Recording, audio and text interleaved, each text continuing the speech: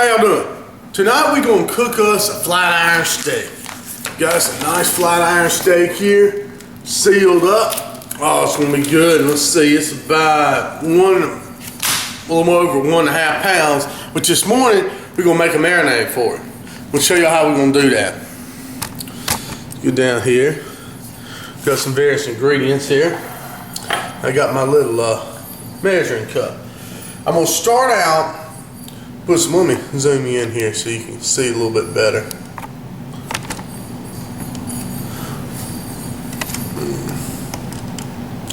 Start out with some honey. Probably put, let's see, about 2 nice tablespoons of honey in there. That'd be good.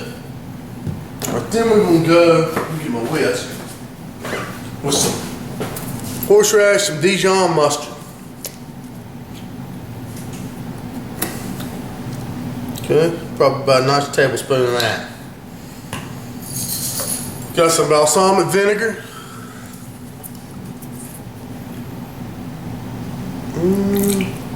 This doesn't have to be exact.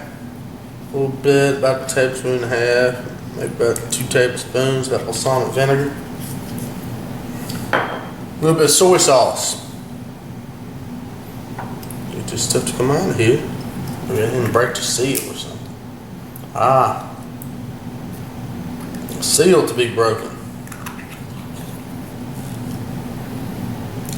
1, 2, that's good. Now I've got some of this hoisin sauce. I like this stuff. Give it a nice sweet taste. A couple tablespoons of it. A little bit of olive oil. Probably about half a cup. Some cracked black pepper.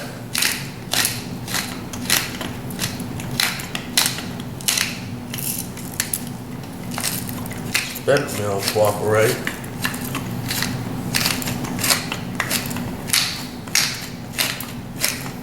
Good. Now let's just whisk that all in together.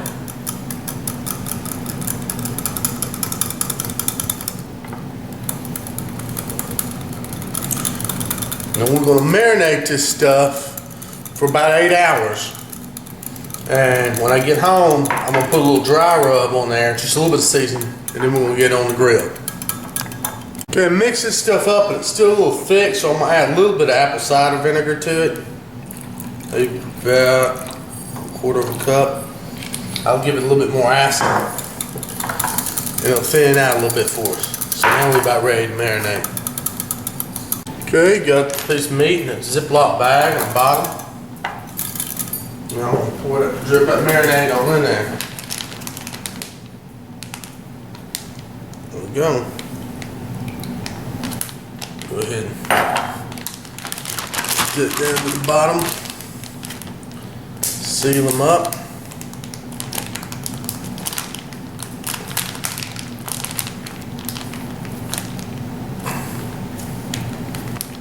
And just let it go, wrap it up like that, and set it in the refrigerator in a little dish and let it sit. Alright, been about 8 hours since we've had our beef here marinating. And what we're going to do, I'm going to go ahead and drain that marinade off, and we're going to pat it dry here.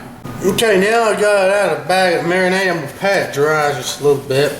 Some of that extra marinade off there. Go ahead and flip them over. Give them that tail there. Pat this other side dry. Just want to get all the extra stuff off because we're going to put a little crust on here now. Let's see. Should have gotten a bigger bowl to put this dude in. Alright, then we're going to come back and we're going to season this up.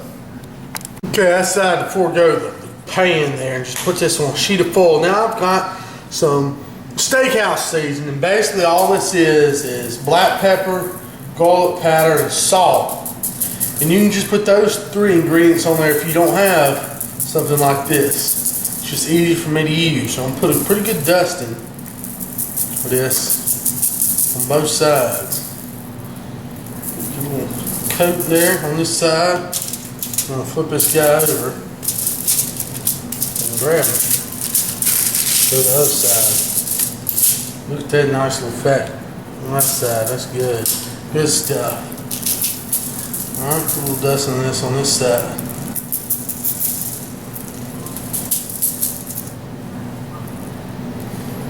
Okay. Now, let's go ahead and kind of wrap this up.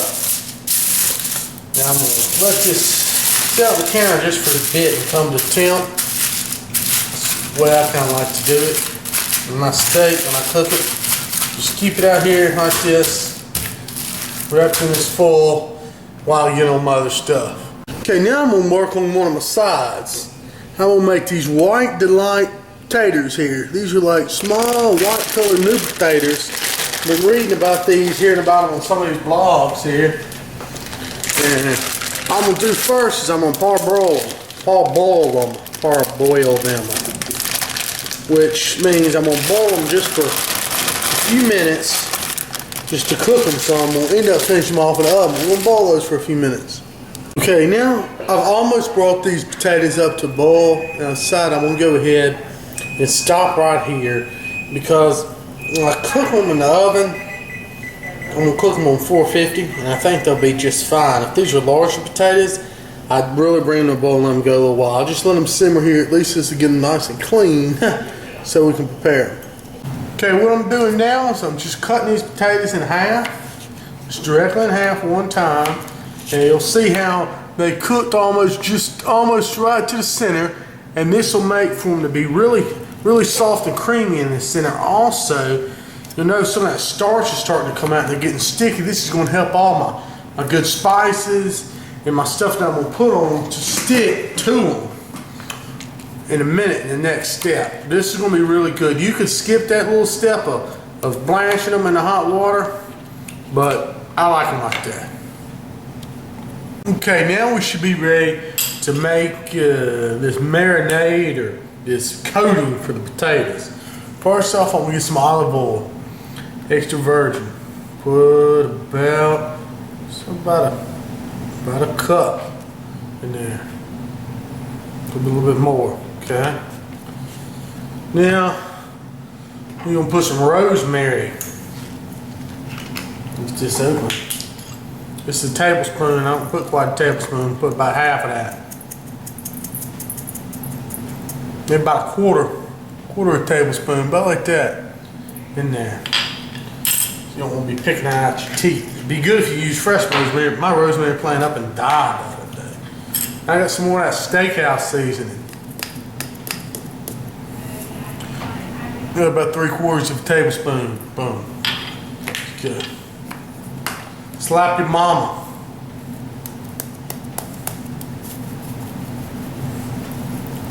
About a teaspoon, which would be 1/3 of a tablespoon. Throw that in there. Get a bit of nice garlic powder. Hold on, let me get some of that. Okay, a little bit of garlic powder. Probably about a teaspoon. And then about a tablespoon, heaping tablespoon of minced garlic. There we go. Now, let's go ahead and whisk that up. So it looks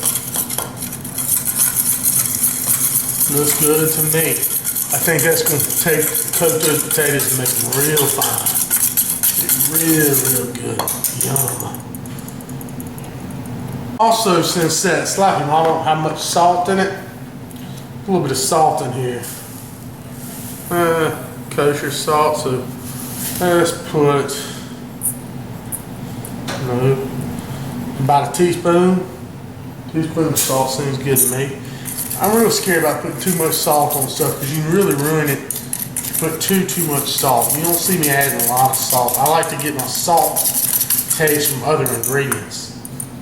Okay, that should be good. Okay, now along with those potatoes, we want to have some green onions put in there.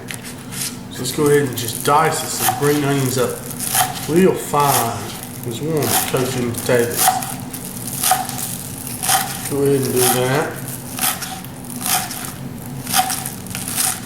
You could use chives too. Didn't have any chives. Or green onions, either one. Whichever one you pick.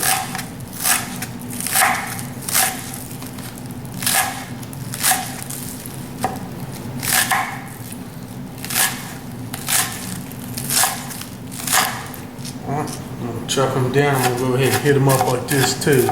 Make them extra fine. Just kind of rock that knife there. Be real, real good. And that will coat them taters too. Go ahead and I'm gonna pour these green onions in here into the olive oil mixture. That'll be good. That'll help them to really stick to them taters. Go ahead and just get that all poured in there. Let's see, get my whisk wherever it went to.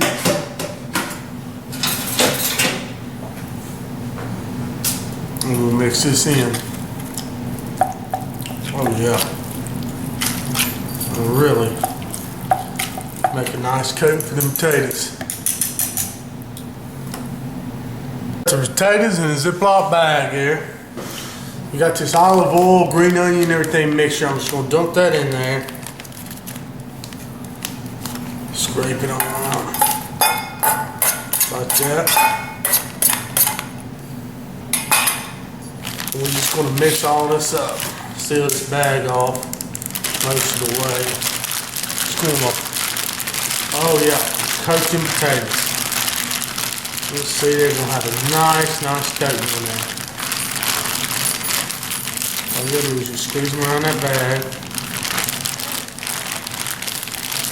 Do a nice coating with that garlic, the olive oil, and the green onions.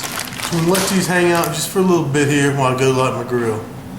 Okay, well I got my grill heating up out there. I got my oven preheated to 450. I'm gonna pour these onto a cookie sheet covered in tinfoil. Yes, sir. Look at that. We're gonna spread these out as good as we can. Don't want them touching each other. Got all this olive oil, just kind of move it around with your fingers. You spread these potatoes out. I like to leave them to where you've got the cut side facing up, just kind of like that one, and just kind of organize these on the tray.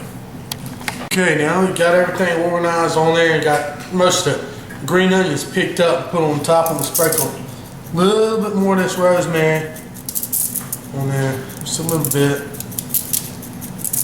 Okay. Then we'll go over with this cracked black pepper.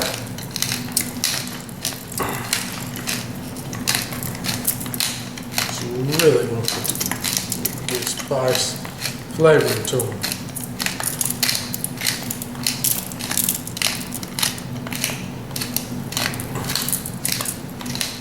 See? Like I said, you want to kind of spread these guys out to where they're not really touching each other.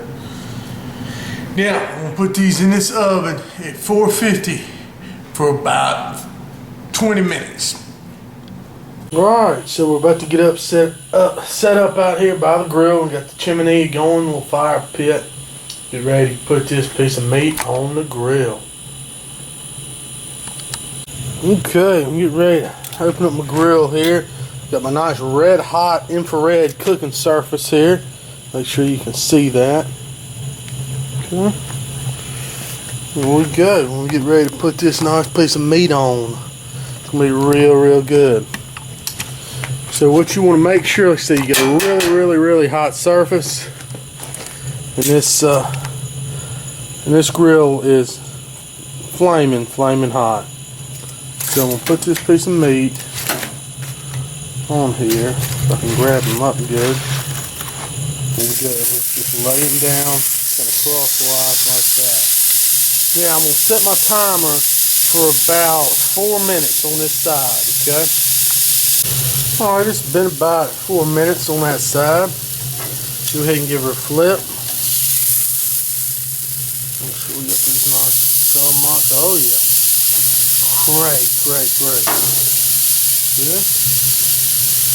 Up and reset. And we'll start that time again.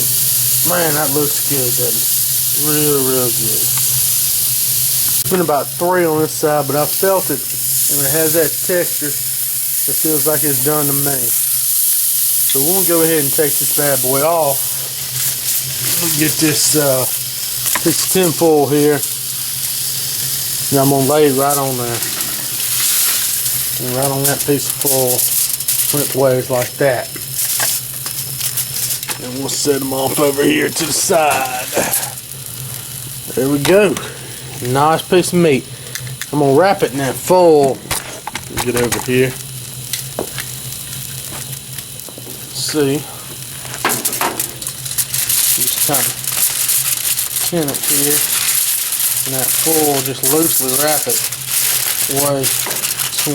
Meat's gonna rest there for probably about 10 minutes or so. I'm going to bring it on inside. Just tin it in that foil. Bring it inside on that cutting tray. Okay, let's check on our potatoes now. They've been there for about 25 minutes. Wow. They look good to me. Just how we want to see them. Nice and caramelized on the outside. Sure, nice and creamy on the inside. So we're going to get those out. Okay, now that our steak is finished resting, let's go ahead and cut into it. Now you always want to cut flank steak or steak like this on an angle that you want to cut against the grain. So we're going to go ahead and just start making a few cuts here. Just seeing. Oh yeah, you want to make it really thin. Just like the perfect temperature. Nice medium rare is what we're looking for. Looks really good. Let's see if I can get it's a little bit more rare toward that side. I'm sure it'll be a lot less rare on the other side, but that's perfect for me because I like it rare. My wife likes it more unrare. Let's go ahead and just zoom in there. Let's get a couple more cuts. Perfect. Looks great. Really hard to beat that. Go ahead and take you a little bit from the other side for those of you who like stuff not so rare. That's a good thing about this piece of meat. It had a thick side and a thinner side. So we can go ahead and have either temperature.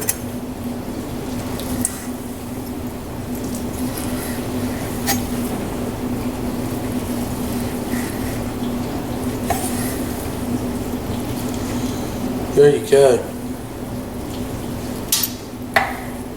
Now that's a well cooked piece of beef. Wonderful. Can't wait to try this. Okay, so I went ahead and got me some of that real rare part, and I'll tell you what, it was so good. It was just fabulous. I cut my wife some of this, a little bit more cooked, but she likes it. I'll tell you what. Now, look at that. Perfectly cooked. Perfectly tender. And this marinade, I'll tell you what, it's up there with some of the best beef I've ever had. I can't get over it. I really can't. You gotta try this. Gotta try this recipe and this marinade. That is something else right there. That is some beautiful stuff. That is a thing of beauty for sure. Okay, now I'm going to plate it up with some of these wonderful potatoes. Just have a fan out here. And those potatoes are awesome. I tried them. I'm telling you what. I don't know what to say about those potatoes except for they will be cooked again in this house for sure. And I'll tell you what. They're so daggone good. Just creamy, nice and crisp on the outside. I think that's a pretty good layout there for a wonderful beef dinner. Using this cut of beef cost me I think like $10. It melts in your mouth like it's a fillet. This is fabulous. Tell you what, you gotta love this. Gotta try it. Have to try it.